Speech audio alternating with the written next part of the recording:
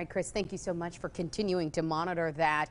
We've now learned the fate of former Minneapolis police officer Derek Chauvin, who was convicted in the murder of George Floyd. Today, Chauvin appeared in court for his sentencing after a judge denied his defense motions for a new trial and for a hearing on jury misconduct. Fox News correspondent Madeline Rivera has more from Minneapolis. Former police officer Derek Chauvin has been sentenced to 22.5 years behind bars after murdering George Floyd on a Minneapolis street last year. Chauvin was convicted of second-degree unintentional murder, third-degree murder, and second-degree manslaughter after a month-long jury trial this past April. If you could say anything to your daddy right now, what would it be?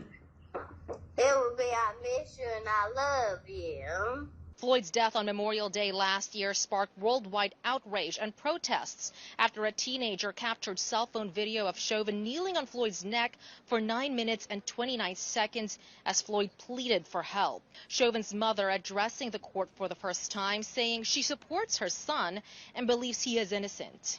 Derek is a quiet, thoughtful, honorable, and selfless man. Chauvin making a short, vague statement to the court. I want to give my condolences to the Floyd family.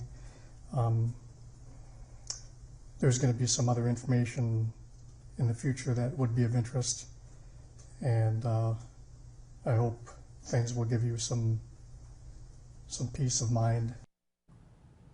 And local leaders in the black community are reacting to Derek Chauvin's sentencing after he was convicted of murdering George Floyd. The president of the NAACP, Marvin Hightower, the Peoria branch there, says that Chauvin's 22.5-year sentence did fall short of the 30 years that prosecutors were asking for. But he says that the sentence alone was progress. It's a step toward justice, being that he was convicted and he was sentenced. So it's as I said when the verdict was read, it's a moment.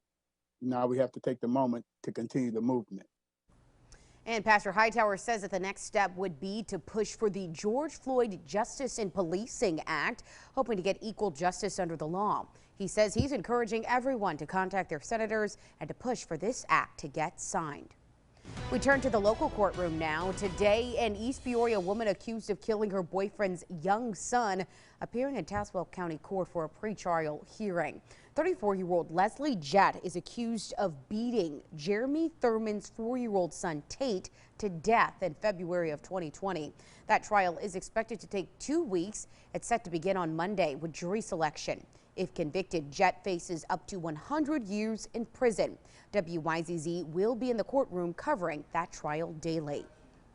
An update now to a double homicide that happened in Peoria on Sunday. The public information officer for the Peoria Police Department is sharing new information from that investigation.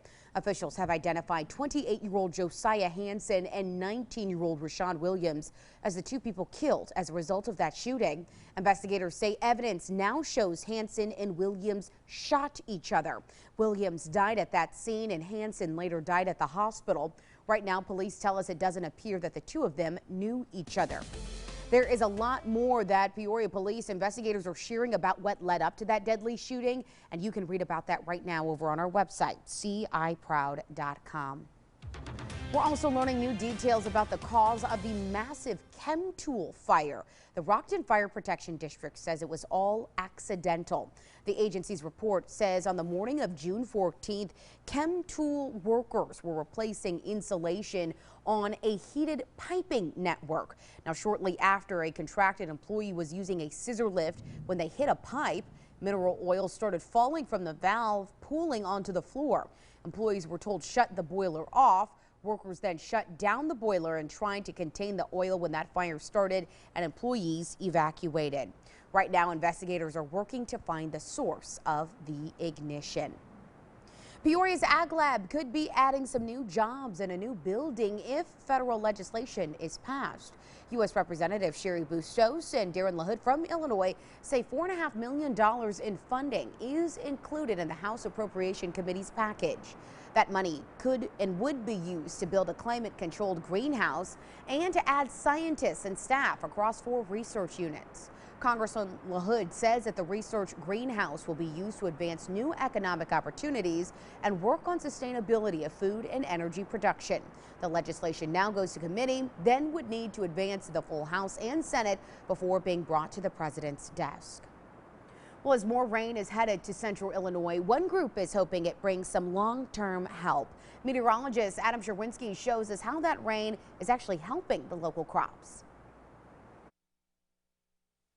Thursday night's heavy rain found across the area came at the right time for Logan County farmer Rob Henniger. Even though the corn was rolling the other day, I noticed the day before yesterday when we were baling hay, you could really see it on our lighter soils. A lot of that corn on the sandier gravel areas had already started to turn white. Peoria County Farm Bureau Manager Patrick KIRCHHOFER says that the heavy rain has also been good for corn in Peoria County. That comes at a time whenever we're entering a critical stage of the corn crop. It's going to be entering the tasseling pollination stage probably here in the next week or two. However, if the rain in the forecast becomes too heavy and in too short of a time, that could be a problem. If you get rain that's standing on fields, you see large amounts of water on fields, then you can have a loss of nitrogen through denitrification or leaching, and the corn plant, it needs nitrogen. And while his crops are doing fine right now, Henniger knows that that doesn't mean the rest of the season is in the clear. The crop's not made by any means. I mean, July and August, if it would turn off extremely hot and extremely dry, we could be in bad shape again. In Logan County, meteorologist Adam Sherwinski, WYZZ News. And with all this rain in the forecast, we are keeping an eye out on power outages. Now, currently, Armington, we're learning these numbers as they're just now coming in. Now, 44 customers without power there. Bloomington, we've got now 551 customers without power, 7 customers in Emden, and 312 customers without power in Havana. Now, with all of this rain, it is a good idea to make sure that you're prepared for any potential flash floods as well. The manager at Nina Hardware Store in Peoria says it's good to keep a sump pump handy.